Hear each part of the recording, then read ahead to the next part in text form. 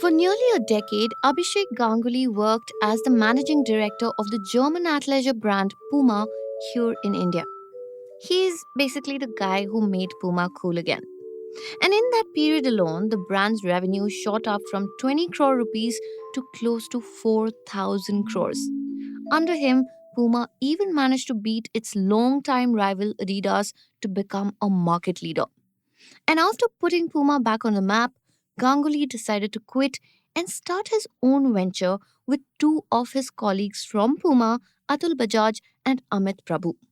In 2023, the three of them launched Agilita Sports. Now, this is not a name that the average sports enthusiast would recognize. But what if I told you that in just a year's time, Ganguly's company has managed to rack up more than 700 crore rupees in revenue? And the way Ganguly and Co. got to this point is quite interesting. Again, this is a company run by veterans from the sportswear industry. They know the ins and outs of the space, what works and what doesn't. But instead of doing the obvious thing and launching his own sneaker brand, Ganguly did something that was quite odd. Something that even the biggest sportswear brands in the world, Nike, Reebok, Adidas, have never ever attempted. Last September, Agilitas bought India's largest sportswear contract manufacturer, Mochico Shoes. This is a company that manufactures shoes for international brands like Adidas, Puma, New Balance, Skechers, Decathlon, the works. Ganguly's logic behind owning the factory is quite simple. He wants the whole damn pie and not just a slice of the margin. He said as much when he spoke to the Ken's reporter Pranati recently. He said having the additional manufacturer's margin in a price sensitive market like India is worth its weight in gold. Makes sense. But, there is a reason why giants like Puma and Adidas do not go down this road. As you would imagine, taking care of manufacturing in house is a logistical nightmare. That is why most brands outsource to companies that are equipped to do it, like Mochico. But Agilitas is dead set on bringing the entire operation in house. It is convinced that it can work and has also managed to convince VCs that there is merit in controlling both manufacturing and distribution. So, investors are betting on Agilitas to pull off another Puma sized victory. But will the other shoe drop? Welcome to Daybreak, a business podcast from the Ken. I'm your host Nigdha Sharma, and I don't chase the news cycle. Instead, every day of the week, my colleague Rahel Philippos and I will come to you with one business story that is worth understanding and worth your time. Today is Thursday, the 19th of September.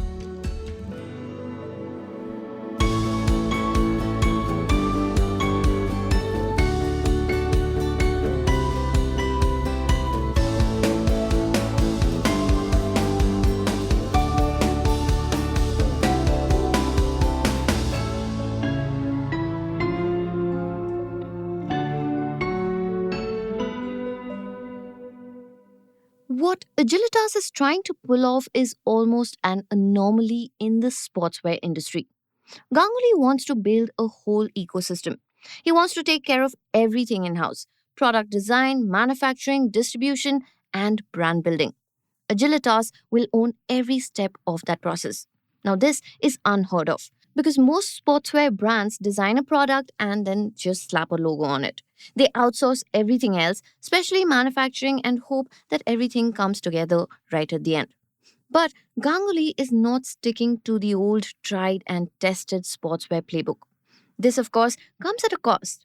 Manufacturing is a huge drain on resources, which is why, like I said earlier, other brands like Nike and Adidas don't even try to do it themselves.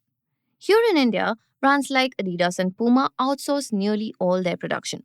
Mochico CEO Virinder Awal said that almost 70 to 80% of their products sold in India are made by local manufacturers like his company. The thing is, sneakers are not easy to make on your own. It takes multiple factories to produce a single shoe.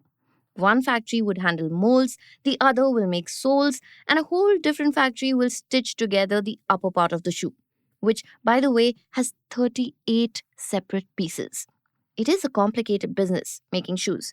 But Ganguly, Bajaj, and Prabhu are aware of all of these challenges, which is why Agilitas did not start from scratch. Instead, it hit the ground running with the largest sportswear maker, which instantly gave it control over the whole process. Mochico is not just stitching shoes together. It is one of the few manufacturers that handles everything, the full spectrum. From design briefs to sole making, stitching, assembly, it all happens in house.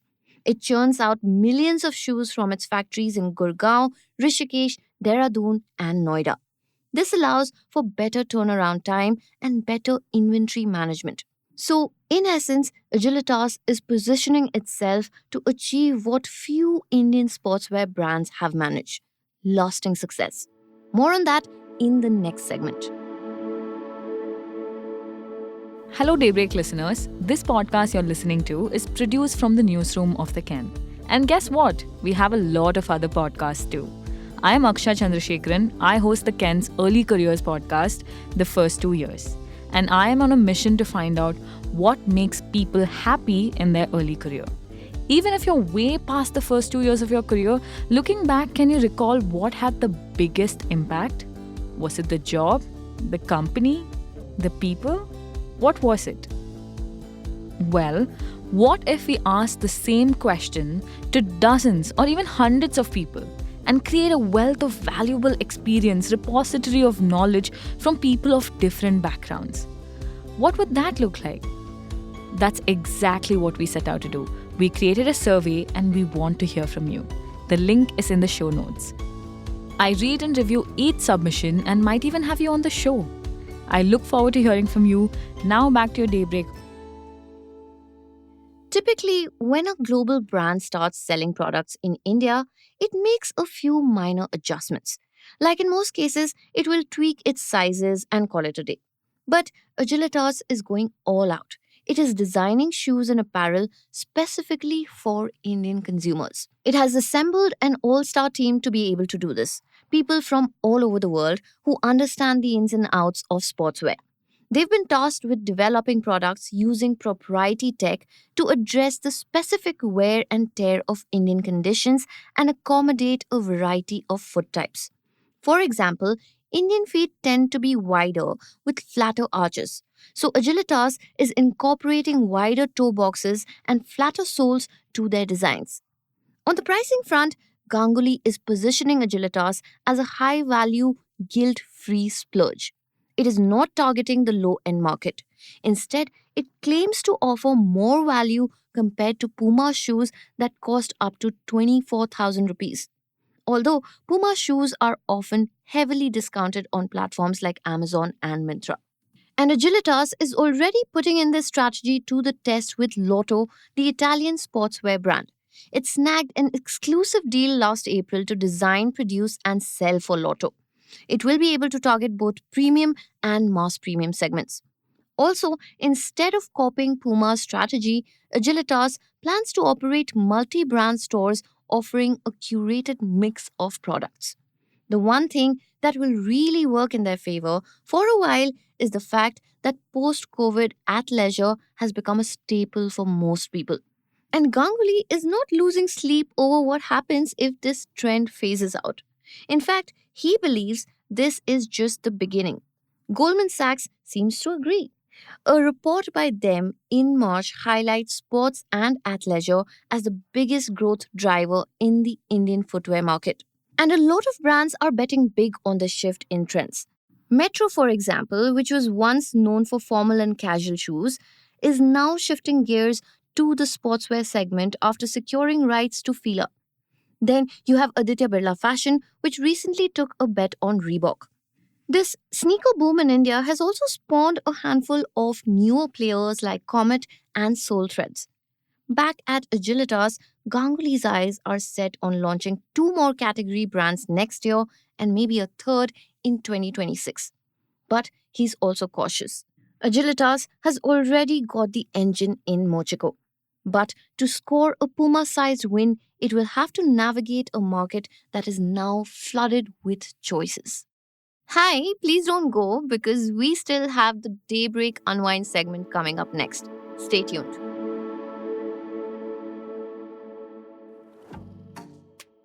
Hello and welcome to yet another segment of Daybreak Unwind. It has been 4 whole weeks. I can honestly hardly believe it.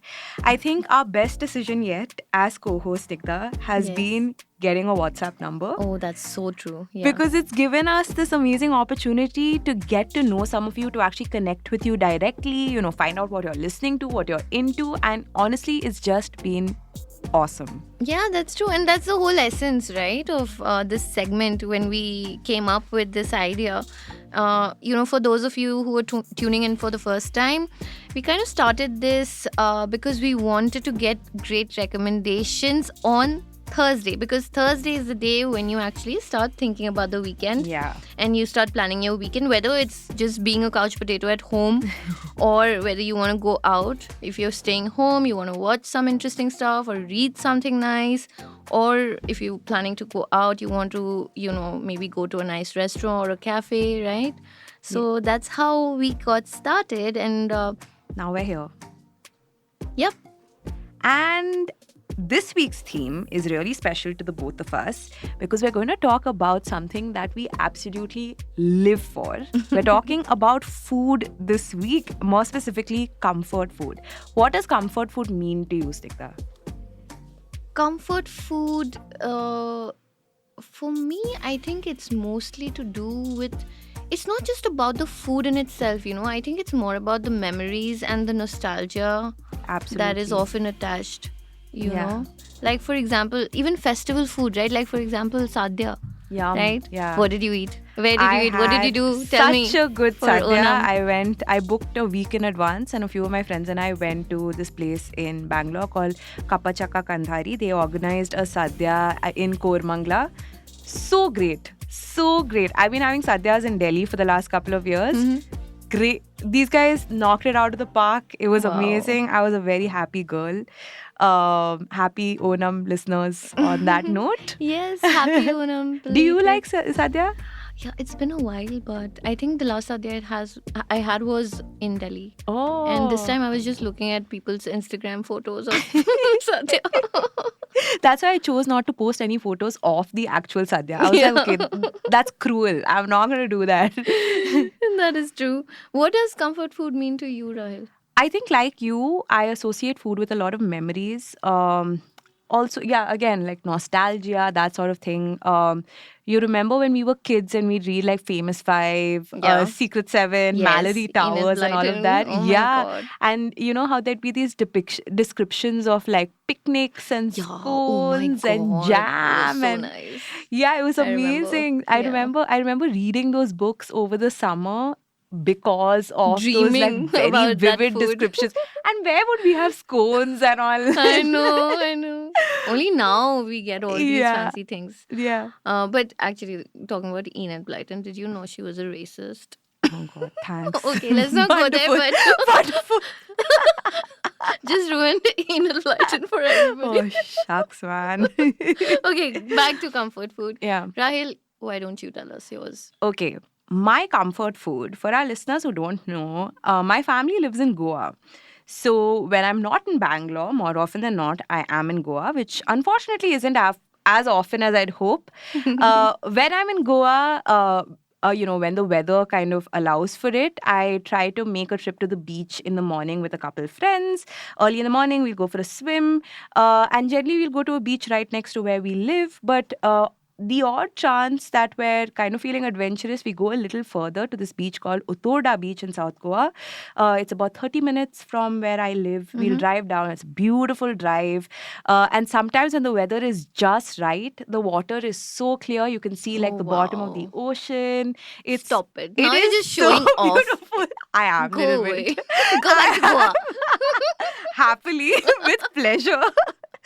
But yeah, it's beautiful. Some of my happiest memories are there. And this one time that we were at Utoda, you're just wrapped up a swim, really tired, and like there's that, that hunger Yeah. that hits you after After the swim. swimming. Yeah.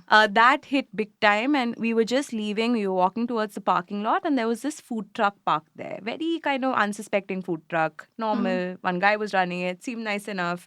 So we walked up to him, and there were all these like lovely aromas that were kind of coming. That fresh like poi bread Oh smell. my God, I love poi bread. It's so good. so amazing. It's such good bread. Yeah. So we went and we randomly got kafrial chicken sandwiches in poi bread, like crusty poi bread, and it was heaven. It was so good. Oh my God. So then the I'm next crying. and then I just made it a point to keep going back. Mm. Unfortunately, I will not be able to give listeners a name of said food truck because I honestly have no idea. I know Oh. that it's run by a couple and it's just the Utoda parking lot is not that big. For those of you who actually go there, it's like the parking lot next to the jamming goat. I don't know if this is too much information. I but think they'll figure it out. yeah. And if you do, send us 100% check pictures it on out. our WhatsApp Yeah, number. Yeah. What about you, Snigdha? I want to hear your comfort food. You know, our listeners are going to be so jealous of us. Because you're from Goa, I'm from Darjeeling, mountains and beach. It's too good. It's too much. So my comfort food is actually aloo-dum, Yum. Mimi. Okay, aloo-dum is actually not the traditional aloo-dum that you know. Okay. It's a very so Darjeeling is a very cosmopolitan place, Mhm. right? I don't want to get into the history of it, but a lot of different kind of people and communities have settled down in Darjeeling over the last 200 years or so, right? Because of the plantations like Tibetans, Nepalese, Biharis, Bengalis, Marwaris.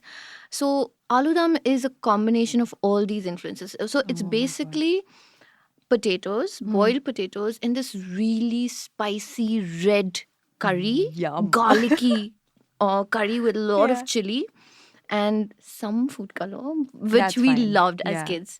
And they top it with like, bhuja, like these, this, what do you call Is it like bhujia? Yeah, sort Okay. of like that, right? But the local one, not the Okay. Haldiram type. Like okay? save. Yeah. Yeah. Okay. That, and those finger rolls? The The fried fryams? ones? The Yeah, the fryams that fryams, yeah, correct. yeah. Crushed, okay, Oh topped my with some gosh. imli chutney, tamarind chutney, okay. Whoa. And so that is one version of it. The other one which I spoke about is Alda Mimi. Mimi is quite similar to YY. Okay. So you just like add crushed YY on top.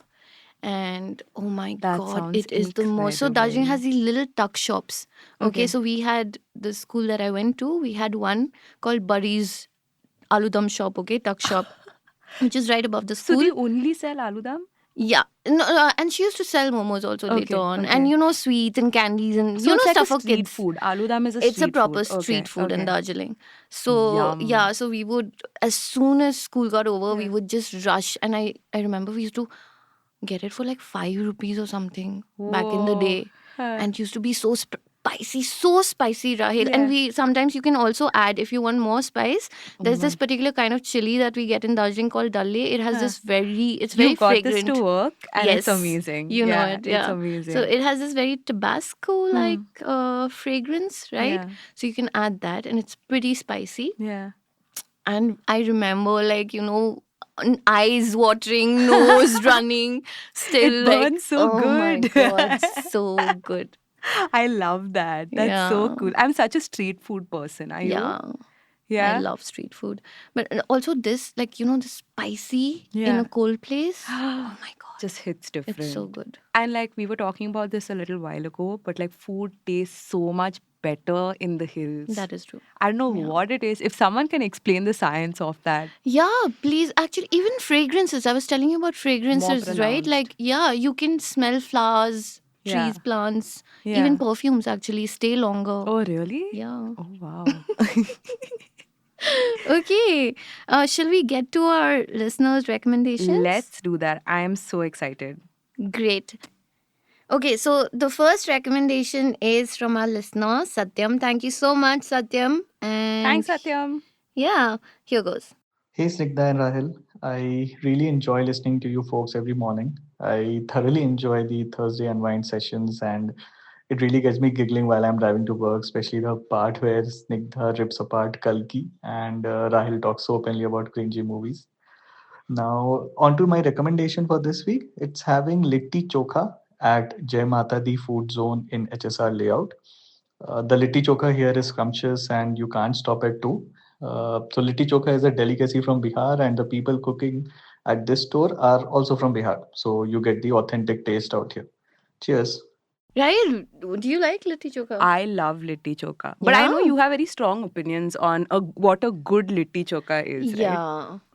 Yeah, so litti, which is the dough ball, which is served with chokha, which is basically mashed any vegetable, could be potatoes or began. Like basically, it's also served with began bharta. I don't know if you've tried that version. Yeah, Have you? I only had that. I didn't know you could have it with something else also. Yeah, Any and vegetable. I love it with mutton curry. It's Yum. amazing Oh, with that that Champaran sounds style like mutton such curry. a good combination. Very good. But my problem is when the litti is too dry. You have to You know? douse it in ghee. Yeah. So let's go next? to our next recommendation, which is from Shainika. Hi, my name is Shayanika, and I'm sending this from Dharamkot, which is a tiny hamlet in Himachal Pradesh. And my favorite comfort food these days has been dosas and puliogre rice from this place called Three Trees in Dharamkot, Upper Dharamkot. And yes, as an Assamese to crave South Indian, it's a very happy feeling. And yeah, if you guys are around here, you should definitely check it out. Three Trees, Dharamkot, Himachal Pradesh, India. Okay. Thank you, Shainika. And Assamese craving South Indian food in Himachal Pradesh. That's love amazing. that. Yeah. That's amazing. Yeah, but maybe you should just come down south, Shainika. Yeah. Come to Bangalore. We got amazing dosa places here, right? There's a great one, which is also quite like comfort food, I would say, which is Umesh Refreshments, which is I closed. love Umesh. Yeah, in Indranagar. Umesh does a killer dosa. I know. The ghee puri dosa. Yum. Oh my god. Very good. Okay. What's next? Okay, what's next? Stigdha, guess what? What? We have two in-house recommendations today. Oh. Two of our friends here at the Ken have given us their comfort food recommendations. I want to start with Rahul. Rahul heads social media here at the Ken. So all the great stuff that you're seeing on social media, on Instagram, on Twitter, all thanks to Rahul. So Rahul sent us a text. I'm going to read it out for all of you. Mm-hmm. He recommends egg fried rice at Tenzin Kitchen. It's a small Tibetan restaurant in Koramangala. It serves great, authentic Tibetan cuisine. So tukpa, momos, lefing. Is that how you say it, Singha? Yes. Yeah, lefing. Those are Rahul's recommendations. But it also does basic Indo-Chinese dishes. Egg fried rice, very, very well too, is what Rahul Nice. says. Whenever a friend or family member comes to Bangalore, this is the one place he tries to take them to for sure. Yeah, Tenzing's Kitchen is A good place. You'd recommend it? legendary in Bangalore for Tibetan food. It's very good. Amazing. I'm going Yeah. to check that out too. Yeah. Talking about Tibetan food, I have another recommendation. If you ever visit Darjeeling, you should go to Kungas for Tibetan food. You usually have to stand in a queue, especially during tourist season, but it's worth it. You get a good thali there, Great thukpa. No, no? Oh, great thukpa. tukpa. Living, no, you don't get it there, but amazing momo. Oh, Also, yum. there's this whole debate, by the way, Rahil, about momo or momos. Oh, It's What momo. is it? It's momo, is it? Yes. Ugh, I stand corrected. Thank you. The more you learn. Okay, and our next recommendation is from a fellow Ken podcast host, Akshaya Chandrasekharan. Oh, She hosts the Ken's podcast the first 2 years, and she has a very, very lovely recommendation for us. Oh, so nice. I'm excited to listen to this. Hi, Snigdha and Rahil. I'm Akshay. I've been loving the Daybreak Unwind segment. And when you ask me comfort food, my favorite cuisine is Asian cuisine. And a restaurant that I love back home in Chennai is this restaurant called Dahlia. And it's a small It's in a small nook in this area called Nungambakkam, and it's owned by this Indo-Japanese couple, Yamauchi-san and his Tamil partner Revati. And it's like more than 30 years old. I've been eating there since I was a teenager for the past 10 years. And Yamauchi-san is like close to 90 years old, right? Like I've seen him age dramatically in the past decade. And he's so sweet, so loving. Yamauchi-san and Revati-san serve the food to you directly. They make the food themselves. They're so hands-on. You can sit and chat with them about Japanese history, how they made it to India, how they met, how they fell in love. Very, very cute couple overall. Not I'm making them look like they're very chatty. They're reticent, but they take their time to get along with you. I think the way the restaurant is, right? So traditional, so Japanese, like there is origami, handmade decor all around. I love the simplicity of the restaurant. So and the people are so great. That makes it so warm and comfortable. But the food I would like to recommend is okonomiyaki, which is a Japanese savory pancake, which I had not seen in a lot of Japanese restaurants anywhere. And it's so yummy. I'm a vegetarian, so all my recommendations are going to be vegetarian. And I love this fried tofu sushi, which is so great, so yummy. I feel like it's so authentic, right? And authentic is an understatement, but it's so authentic, so inexpensive, and lovely people. If you have the time, definitely go check it out. Wow. That was beautiful. Yeah. I want to go to Chennai. Me too. Right no now. words. I want to go to Chennai and eat Japanese food ASAP. Yeah. Thanks, Akshay. Thank you. Okay, that's it. That's a wrap on our recommendations for this week. Thank you all for writing in. We're so, so grateful to all of you. Great getting to know all of you. Yes, absolutely. Thanks. And also for next week, our theme, please listen carefully. It is iconic opening lines from books and movies. Nice one. Yeah, I'm quite excited about this too. Me too. So, you know the drill? Right, so send us your voice notes, and if you're not comfortable sending voice notes, you can also write to us a text message on our WhatsApp number, which is 89711 08379. You'll find it in the show notes. Awesome. See you guys next week. Yes, that's a wrap. Bye.